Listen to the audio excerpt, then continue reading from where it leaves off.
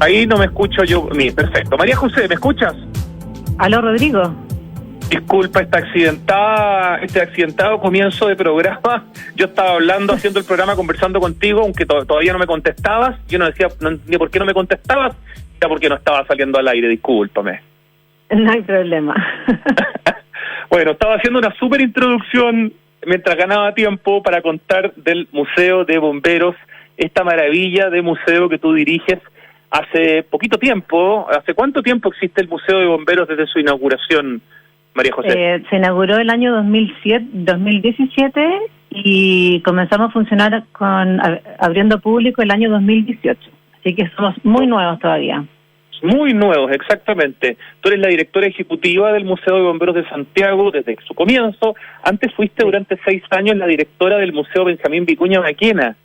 Una experiencia importante también. Sí, gran experiencia. Y también me acuerdo que tú nos ayudaste mucho con la difusión en su momento.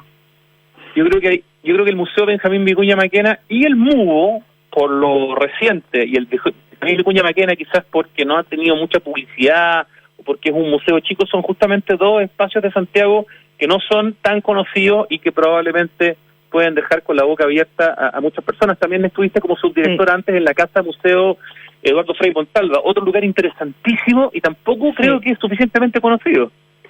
Sí, la verdad es que los 3 museos son un poco nichos, son museos pequeños, de temáticas muy específicas, lo cual también es un gran desafío para los equipos que trabajamos ahí, de darlos a conocer y que la gente se interese por visitarlos, porque la mayoría de las personas generalmente van a los museos más conocidos, ¿no? Exactamente. Bueno, trabajaste también un tiempo cortito en el Museo de Historia Natural, ese sí que es conocido y que es súper visitado. Sí, ese fue un proyecto pequeñito, hace mucho tiempo ya. Bueno, el Casa Museo Eduardo Frei Montalva, solo por el cuadro de Guayasamín que hizo Eduardo Frei, ya es una buena razón, entre muchas otras, para ir a conocerlo. ¿Para qué decir el de Benjamín Vicuña Maquena cuando se reabra, obviamente, que está entero, además, rehecha su sala, su museografía? Exactamente. Pero vámonos a lo tuyo, que es el MUBO. Cuéntanos un poquito para la gente que nunca ha estado, para que lo ponga ahí dentro de los panoramas post-pandemia. ¿Qué es el MUBO y por qué tiene tan pocos años cuando en realidad el Museo de Bomberos sí existía antes y el edificio existe hace muchísimo más tiempo? Danos un poquito de contexto, María José Lira. Bueno, les cuento. El Museo de Bomberos de Santiago, como recién les conté, se inauguró el año 2018, en enero, y fue un gran proyecto que impulsó el Cuerpo de Bomberos de Santiago después del terremoto del 2010, que dejó el edificio que alberga las oficinas administrativas del Cuerpo de Bomberos muy dañado. Y ahí, como tú cuentas, había un museo de 1980 que se llamaba José Luis Claro y Cruz, que era una sala pequeñita que no tenía tampoco mucha difusión y sufrió muchos daños con el terremoto. Entonces, cuando el Cuerpo de Bomberos de Santiago decide restaurar el edificio, se dio este gran paso de, en vez de restaurar esa pequeña sala del museo, hacer un museo grande, con la tecnología de punta, con las necesidades del público también de hoy día, y sobre todo hacer un museo, además de contemplativo, interactivo, que yo creo que esa es una de las grandes apuestas también que tiene este museo. Así que este proyecto comenzó a gestarse el año 2013 aproximadamente, para inaugurarse el año 2017. Mira, para que la gente pueda tener como una magnitud de la importancia del museo, creo que es interesante que cuentes cuánto fue la inversión para hacer este museo, porque yo creo que eso inmediatamente te hace decir, chuta, acá la cuestión fue en grande, digamos. Sí, bueno, tú conoces el museo y es un museo moderno, es un museo como impecable en museografía, sí, es una joya. La inversión del museo fueron 790 millones de pesos, donde 500 fueron otorgados por el gobierno regional a través del legado bicentenario que hubo en ese año, más 150 millones que aportó Aguas Andinas y otros 150 que aportó Anglo American, que son nuestras empresas socias, con los cuales tenemos convenios, y ellos también tienen un espacio dentro de las salas del museo vinculados a las temáticas, por ejemplo, Aguas Andinas, el agua y el vínculo con bomberos, y en Anglo American el tema de la seguridad. Y el resto, los 290 millones que restan, los puso el Cuerpo de Bomberos de Santiago. Así que fue una gran inversión. Así es. De hecho, el museo anterior, yo te confieso, no solo nunca supe que existía, y no sé qué nivel de conocimiento puede haber tenido a nivel, digamos, de la sociedad santiaguina. No, yo creo, la verdad es que era un museo, o sea, no creo, era un museo bomberil, digamos, donde los bomberos entregaban pequeñas colecciones de insignias, de cascos. Había una colección importante de libros, bien interesante, que hoy día es parte de la colección del museo, pero que no está en exhibición. Estamos, en el fondo, viendo qué hacer con ella. Y era un museo que, claro, tenía unos horarios de apertura pequeños. Bueno, imagínate que esto comenzó en el 1980 y ahí tampoco había la difusión cultural que existe hoy día. Exacto. Entonces, por eso lo importante es que acá se dio como un salto a dar un paso a tener un museo de primer nivel, de nivel internacional en el fondo, porque además cuenta, que es lo que yo rescato siempre, la historia de Chile a través de la labor de los bomberos y las bomberas del país, que eso es lo que tampoco existía en el fondo. De hecho, yo estaba contando al principio del programa, antes de la primera canción, cuando presenté un poco lo que íbamos a hablar hoy día. En el fondo, este museo existe porque existe este edificio existe porque existe un cuerpo de bomberos, y ese cuerpo de bomberos existe porque lamentablemente tuvimos uno de los incendios más espantosos probablemente de la historia de la humanidad, o por lo menos de la era moderna, que es el incendio de la iglesia de la compañía. De la compañía, sí. Bueno, ese incendio dio inicio, como tú dices, al Cuerpo de Bomberos de Santiago, y siempre que se hace como una estimación, dicen que en ese incendio, o sea, todas las familias chilenas tenían algún pariente que había muerto en ese incendio. Eran cerca de 2.000 personas, pero en ese momento la ciudad era absolutamente pequeña, y se compara incluso como con la tragedia de las Torres Gemelas en Estados Unidos, como el impacto en proporción, digamos. De hecho, el término de proporción era mucho mayor porque vivían aproximadamente 100.000 personas en Santiago. Exacto. O sea, era el 2% de la población de la ciudad, y casi todas mujeres las personas muertas, ¿no? Entonces, sí, una cosa muy trágico. Mujeres y niños, porque era el día de la finalización del mes de María, y lo curioso es que la iglesia de la compañía en el fondo estaba adornada completa con velas, con guirnaldas de papel. Los vestidos en esa época de todas las mujeres, especialmente, y los niños, eran bien frondosos, llenos de género. Entonces el incendio fue además muy rápido, y tú sabes que ahí se abrían las puertas hacia adentro. Por eso la gente no pudo salir y murió, y a partir de ese momento esa fue una de las primeras medidas que se tomaron, que las puertas siempre en los espacios públicos deberían abrirse hacia afuera. Imagínate. No sé si estoy exagerando, pero entiendo que esa medida de abrir las puertas hacia afuera y nunca más hacia adentro, no solamente fue la repercusión en Chile, sino que en otras partes del mundo. No sé si desde el Vaticano también hubo una instrucción que las puertas de las iglesias tenían que todas abrirse hacia afuera. O sea, fue una cosa que tuvo repercusión fuera de Chile. Sí, exacto. Bueno, lo que pasa es que es como lo terrible y es el aprendizaje, pero la historia de Chile ha sido marcada a través de incendios, o sea, desde el inicio, hasta el día de hoy incluso. Entonces es bastante interesante conocer el aporte de los bomberos y también conocer por qué tenemos tantos incendios, que también tiene mucho que ver con una cultura cívica, con falta también de conocimientos de prevención doméstica. Entonces el museo trata de aportar en el fondo y de mejorar y también de disminuir las posibilidades de accidentes que puedan tener los chilenos, y eso es lo que el museo quiere aportar tanto en la museografía como en todas las actividades que nosotros estamos preparando constantemente. Mira, déjame hacer un paréntesis histórico para profundizar un poco en el incendio de la iglesia de la compañía, con un par de párrafos que quiero compartir con la gente que nos escucha, que fueron escritos en La Tercera hace muy poquitito. Fue a propósito del incendio que hubo en, ¿cómo se llama?, la famosa iglesia de París, que se quemó el año pasado. A propósito de ese incendio, publicaron este artículo y dice: el primer templo de la Compañía de Jesús en Santiago se edificó en 1593, mismo año en que llegó la orden a Chile. Era una modesta iglesia de adobe cuyo estado ruinoso obligó a destruirla 10 años después, iniciándose la construcción de un segundo templo. Terminado 26 años más tarde, este fue arruinado por el terremoto del 13 de mayo de 1647. Los jesuitas acometieron una tercera construcción de la iglesia, ahora mucho más suntuosa, inaugurada en 1711. Expulsados los jesuitas por orden real en 1767, el templo mantuvo el nombre. En 1769 fue afectado parcialmente por un incendio increíble, las historias de incendios y de terremotos en Chile. Y otro fuego lo dejó prácticamente en ruinas en mayo de 1841. La nueva reconstrucción tomó hasta 1847, consolidada ya entonces.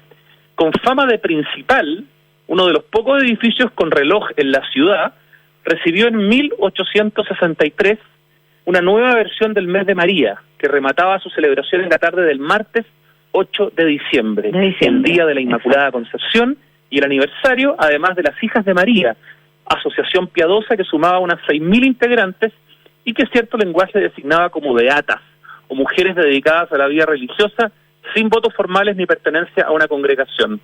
A las 6 de la tarde, 2 horas antes de la misa, el capellán abrió las puertas con ayuda policial para evitar desmanes. La multitud copó inmediatamente las naves y los 3 sacristanes empezaron a iluminar el templo. Las arañas con vela de cera, los globos de aceite, las velas del altar mayor y de los laterales. Se decía que en uno había 3.000 velas encendidas y 400 en los otros, dice una historiadora en su libro, además de las 2.000 que colgaban desde el techo entre arañas y globos. Si bien la liturgia autorizaba aceite de oliva y cera de abeja como combustibles, en esta ocasión se usó parafina y grasa de vacuno. A las 6:45, un sacristán encendió los quemadores de la media luna que tenía en sus pies la imagen de la Virgen como la Inmaculada Concepción. Uno de los quemadores se abrió con exceso de presión, generándose una llamarada de casi 1 metro. Había muchas flores de papel decorando la columna y la llama alcanzó rápidamente estas flores de papel. Siguió hacia el lienzo pintado, de allí al altar y del altar hasta la cúpula. El templo era de madera y el incendio fue veloz. No todos los fieles se percataron. El altar mayor era apenas visible desde el fondo de la nave. Los primeros en salir fueron los hombres, que eran muy pocos, que estaban de pie cerca de la puerta lateral que les estaba asignada. La mayoría que pudo arrancar lo hizo por las puertas de la sacristía. Las otras se obstruyeron. Y con este párrafo que viene termino. No es claro qué pasó con las puertas, aún si se ha esgrimido que éstas se abrían hacia adentro y que la muchedumbre en pánico las empujó en dirección contraria, cuestión aún más delicada si se considera que había ya en Chile templos con puertas batientes. Para la escritora de este libro la explicación es razonable, pero hay otra para tener en cuenta. Las iglesias no tenían sillas ni bancos y las mujeres se sentaban sobre tapetes. El piso era desnivelado y al tratar de correr, con vestidos pesados de terciopelos y encajes, en aguas de gran ruedo y mantos largos, se tropezaron con personas semitendidas. Unas cayeron sobre otras, formando una pared tan compacta que se hizo inmóvil. Estos cerros humanos medían casi 2 metros. Con las llamas ya en la cúpula, cayeron luego una torre y el campanario. Entonces el entablado del techo fue cayendo sobre las víctimas, quemando las cabezas y el torso de una multitud abigarrada. Quienes ya no habían muerto por asfixia, murieron por el fuego. En minutos había fallecido más del 2% de la población santiaguina. Este artículo de La Tercera se titula Fuegos en la iglesia de la Compañía, los ecos de una tragedia, y la verdad que es horroroso leer un poco los detalles, ¿no? Bueno, ahí también está, recordando también a Benjamín Vicuña Maquena, él hizo un libro de la historia de la iglesia Tienes toda la razón. Y también él, en su estilo, que era muy de primera persona, también es una muy buena fuente para conocer también el detalle de todo este desastre que ocurrió. Desastre que implica que prácticamente a pocos días después, en el fondo se cita a los jóvenes que deciden llevar a cabo la idea del establecimiento de una compañía de bomberos para el día 14 del presente a la 1 de la tarde al escritorio del que suscribe, que era José Luis Claro, que publicó esto el 11 de diciembre en el diario El Ferrocarril. Ahí, en el fondo, ahí se germina el cuerpo de bomberos de Santiago, ¿no? Exacto, y es bien impresionante porque en 1851, un poco antes, se había fundado en Valparaíso el Cuerpo de Bomberos, y cuando ocurre este incendio en la iglesia de la compañía, José Luis Claro y Cruz, que era un comerciante, hace este llamado en el ferrocarril, y llegan más de 400 personas a su oficina, y donde habían sacerdotes, artesanos, comerciantes, políticos, abogados, etcétera, y se inscriben más de 300 personas para formar este cuerpo de bomberos en Santiago, como el de Valparaíso, ya que acá no había y no podíamos volver a repetir un incendio de esta magnitud. Esas fueron como un poco los ideales, y también el tema del voluntariado, que tú sabes que los bomberos chilenos son voluntarios y son los únicos en el mundo. ¿Son los únicos en el mundo? Los únicos en el mundo. Hay varios no sabía que era tan excepcional. Mixtos. Sí, pero voluntarios como en Chile son los únicos en el mundo, y lo lindo en el fondo es que el espíritu de José Luis Claro y Cruz se ha mantenido por todo este tiempo en los cuerpos de bomberos de Chile. Estamos conversando con María José Lira, que es la directora ejecutiva del Museo de Bomberos, esta maravilla que se inauguró hace menos de 2 años, que no tiene nada que ver con el museo pequeñito de bomberos que había antes del terremoto. Es un lugar que hay que conocer y que obviamente por el momento no se puede conocer, pero es un tremendo espacio del que estamos contando. Leí además que este llamado que hace José Luis Claro en el diario El Ferrocarril es tan exitoso que no se forma una compañía, sino que se forman 4, dando inicio al cuerpo de bomberos de Santiago, y además cada asistente, como dices tú, se compromete a aportar con un monto anual voluntario y ajustado a la capacidad de cada uno para las compañías de bomberos. O sea, no solo deciden ponerse a voluntad y ser bomberos, sino que se ponen con plata. Exacto. Bueno, y es ahí en ese momento cuando el gobierno cede el edificio que está en Santo Domingo con Puente hasta el día de hoy, que pertenecía al cuartel de Úceres, y se lo cede a los bomberos para que se instalen estas 4 compañías que estaban formándose en ese momento. Y desde ahí, el edificio 10 años después sufre una remodelación. Yo no sé si todos lo conocen, pero tiene una torre que la construyó Fermín Vivaceta, y ahí se construyó una campana que fue en cargo de Enrique Meix de Estados Unidos, que era la alarma con la que los bomberos en la época avisaban de los incendios, y como era una ciudad absolutamente pequeña, sin el ruido acústico que tenemos hoy día, según las zonas se daban los campanazos y así cada compañía sabía quién tenía que acudir al incendio. Y bueno, después a fines del siglo XIX, a través de un proyecto de ley, el uso de este edificio pasa exclusivamente a bomberos, y Adolfo Moller remodela nuevamente este edificio para incluir a los cuarteles de estas compañías. Y además se propone la idea, que yo la encuentro muy interesante, de arrendar locales abajo, locales comerciales, para también tener más ingresos, porque obviamente se van dando cuenta que todas estas emergencias que habían en el país, que nunca disminuyen de alguna forma, tenían que ser financiadas. Y eso también existe hasta el día de hoy. El arriendo de esos locales todavía existe cuando uno pasa por ahí, y es parte de alguna de las entradas del cuerpo de bomberos. Y ya después Cuéntame. Perdón. Este edificio, que es el que todos conocemos, yo creo que es casi imposible por no conocer. El edificio rojo. El edificio rojo, ¿cierto?, del cuartel general del Cuerpo de Bomberos de Santiago. En el fondo es el que hace Adolfo Moller y quien se inaugura en 1895. O sea, al menos hay 125 años de historia en lo que nosotros vemos cuando pasamos por delante, ¿no? Sí, pero hay un dato que es bien interesante. El terreno del edificio era el terreno que perteneció a Inés de Suárez. Ajá. Lo cual, o sea, claro, porque imagínate que este edificio está justo atrás de la Plaza de Armas, por lo tanto es de los solares más antiguos de la colonia. Así que tiene más historia aún. Desde esa época podemos encontrar algunos vestigios. Cuando el museo se hizo, se construyó un acceso a través de una plaza pública, y ahí encontramos que también están en exhibición en el museo vestigios de aquella época. De hecho, hay un acueducto, encontramos cosas de la época colonial, unos objetos también de de principios del siglo XIX. Así que historia en esta esquina hay muchísima. No sé si me lo comentaste, pero había sido para uso de la policía antes de que se le entregara a bomberos, ¿no? Exacto, sí, era uso de la policía, sí. Espectacular. María José Lira, directora ejecutiva del MUBO, el Museo de Bomberos, que se inauguró hace menos de 2 años, un maravilloso museo que seguramente muchos de ustedes no conocen. Pónganselo en la agenda para los panoramas post-pandemia. Y mientras tanto, María José, ustedes están haciendo algunas actividades digitales, ¿no? Cuéntanos un poco tanto en la página web, pero sobre todo creo que en el Instagram y en el Facebook tienen un montón de actividad, de información, de historia, etcétera.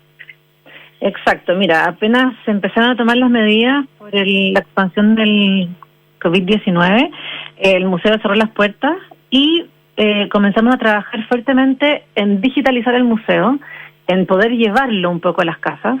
Obviamente ha sido un trabajo difícil y mucho trabajo porque como nos pasó a todos fue bastante improvisado, a pesar de que nosotros ya habíamos como tirado un poco las líneas de que ese era el camino que había que recorrer y ya estamos trabajando en una sección de nuestra nueva página web que es muvo.cl, donde vamos a subir toda la colección del museo para que la pueda ver toda la gente desde cualquier lugar del planeta. Y estamos en este momento trabajando full en las redes sociales, entregando contenido. Hemos subido 7 dibujos de objetos de la colección que son bien interesantes para que se impriman y los pinten los niños. También subimos un carrito de bomba para armar y pintar. Estamos con sección El Muvo a domicilio, que eso es conociendo el muvo, el objeto del mes, objetos curiosos, bomberos con calle, donde contamos la historia de bomberos que tienen, de calles que tienen nombre de bomberos, un día como hoy con efemérides, o sea, tenemos un montón de secciones donde la idea es poder llevar lo que podemos del museo a las casas y también generar vínculo con nuestra comunidad, porque en la medida que tengamos un fuerte vínculo también esperamos que una vez que todo esto se normalice, recibirlos y que puedan ver las cosas en vivo, que claramente tiene otra forma, otra emocionalidad ver objetos en vivo que no en una pantalla. Pero sí, hoy día las pantallas nos están ayudando mucho. Veo harta actividad en el Instagram de ustedes que es muvo-cbs, o sea, muvo-cuerpo de bomberos de Santiago. Prácticamente los últimos, no sé, las últimas publicaciones son todas con el hashtag Muvo a domicilio, por lo tanto están todas un poco llamadas a interactuar digitalmente con la gente que visita Instagram, ¿correcto?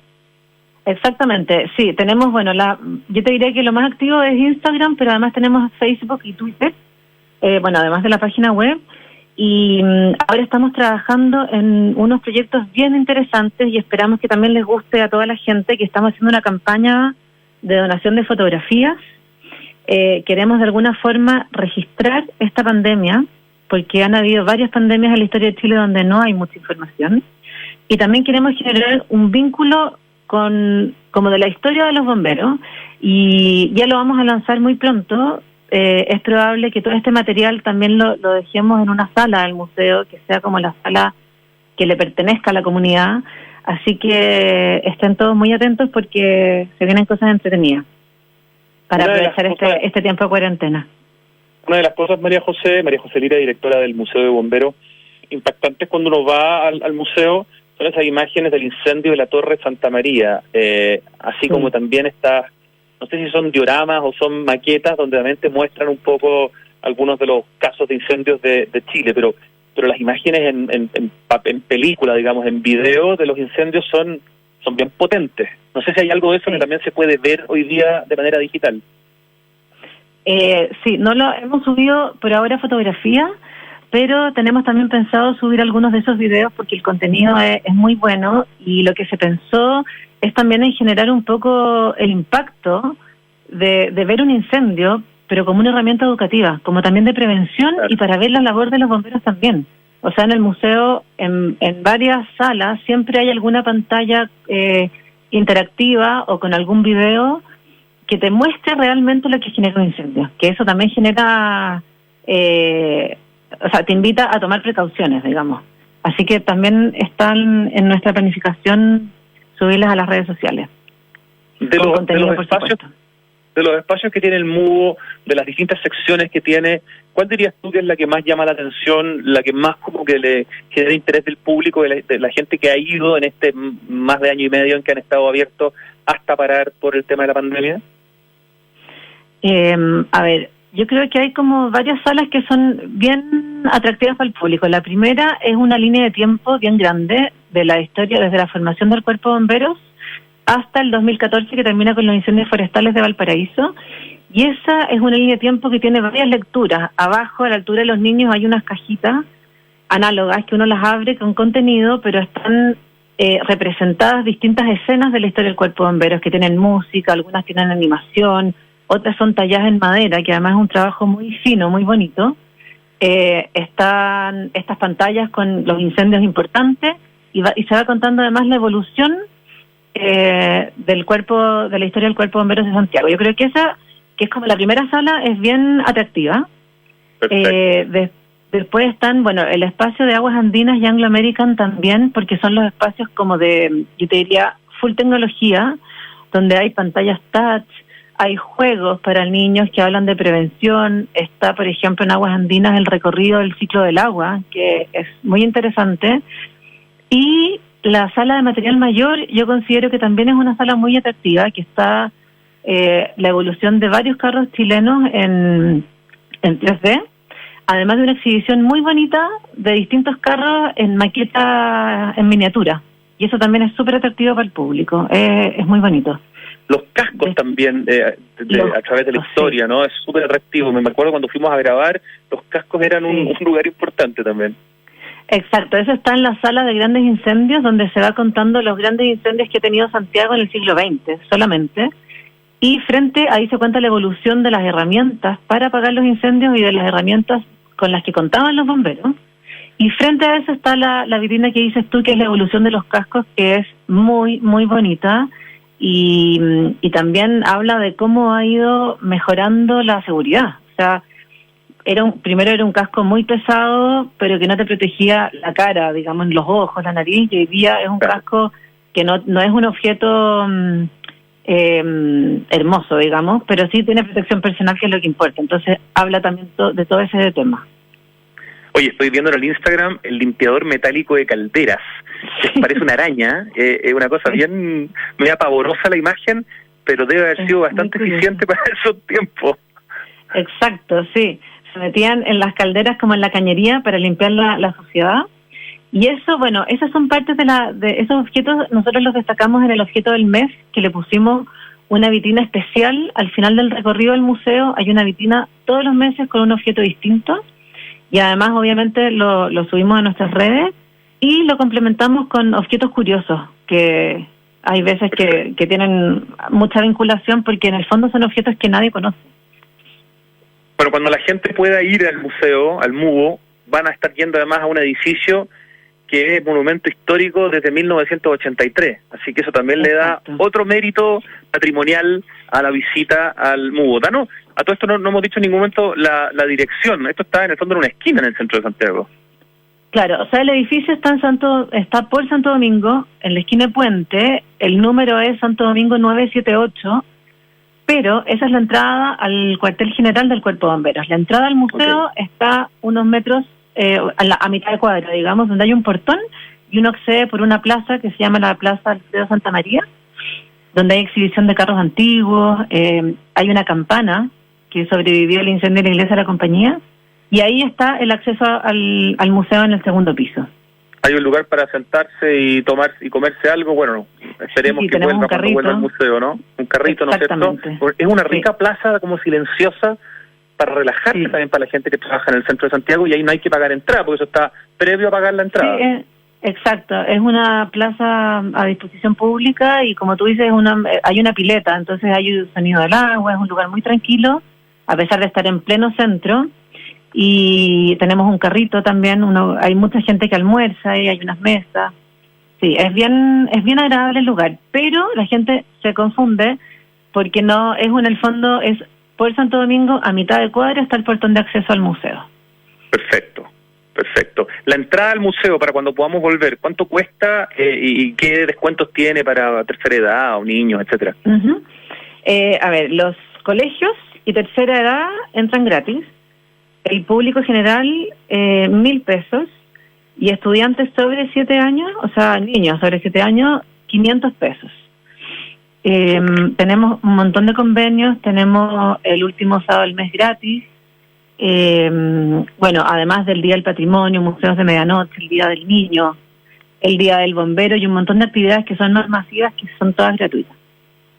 Finalmente, ¿qué página web? Porque veo que hay dos páginas web, o no, el muvo.cl es la única, ¿no es cierto? Muvo.cl es la página del museo, sí. Perfecto. Es la página que tenemos hace un par de meses. Perfecto, muvo.cl y las redes sociales que ya hemos comentado. María José Lira, entonces, muchísimas gracias por este contacto, a mantener viva la pasión por los bomberos del Muvo hasta que podamos volver y ir a visitar este fantástico espacio. Yo creo que hay mucha gente que no lo alcanzó a conocer hasta su cierre por el COVID-19 y esperemos que cuando abran vayan miles de santiaguinos a conocer esta joyita patrimonial con muy buena museografía y muy bien dirigido por usted. Pues muchas gracias. Muchas gracias, Rodrigo, por tu apoyo y difusión, y los esperamos a todos cuando todo vuelva a la normalidad.